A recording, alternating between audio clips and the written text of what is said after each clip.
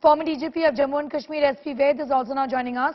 Mr. Vaid, your reaction again to this unfortunate situation in Kashmir. There undoubtedly is a sense of panic. The targeted killings continue. Yet another Kashmiri Pandit has been gunned down by terrorists in this region. Yes, it's very unfortunate, but if you see the pattern of last 3 days, 4 days, you had an attack in Rajouri army camp, then you had 2 grenade incidents yesterday, one on police control room, Srinagar and Chadura. We lost 2 policemen and then 4 Faujis in Rajouri attack, and this unfortunate incident today morning. I think now since Yatra is over, they are trying desperately to step up by level of violence. And the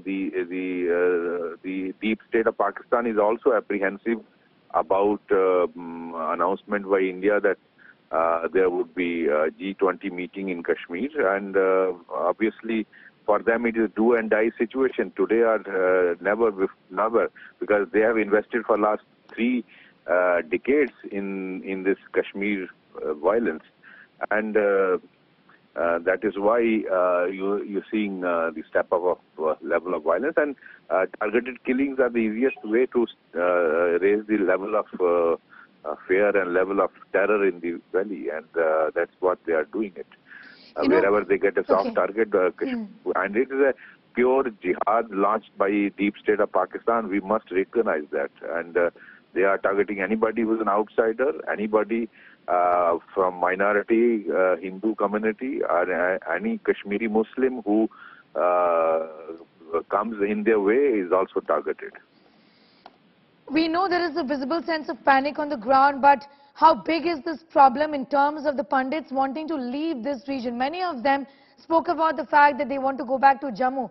But do you see, I don't want to call it an exodus, but do you see a sense of panic to the extent that there are many minorities and Kashmiri Pandits who want to leave this area now, sir?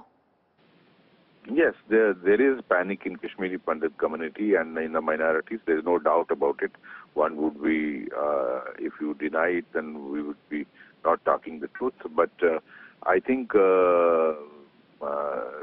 we need to ensure that everyone who is living in Kashmir, I have been saying it, that there should be no more Rahul Bhatts.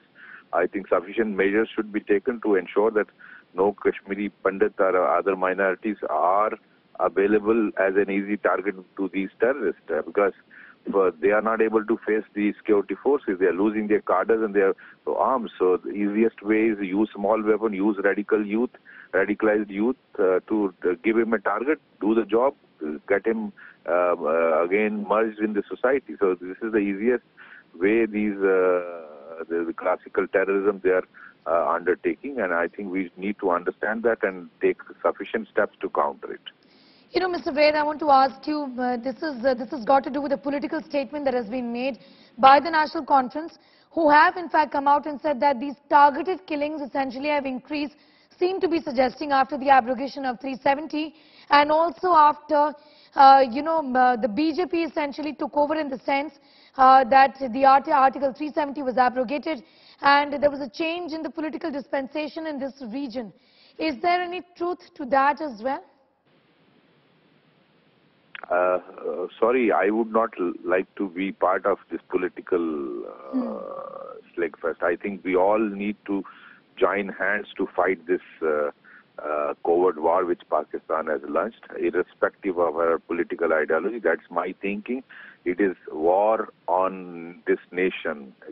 Pakistan wants to do Ghazwa-Hind, and Kashmir is the battlefield, and we all need to fight it together, including whether it is National Conference, whether it is the PDP or Congress or the BJP. I think we must first recognize what are you confronted with, and we need to face. You saw what happened in New York. Pakistan deep state has launched this covert war, and we must recognize the covert war, and we have to take it head on, irrespective of our political ideology. Thank you so much, SP Vaid, for joining us and sharing your views.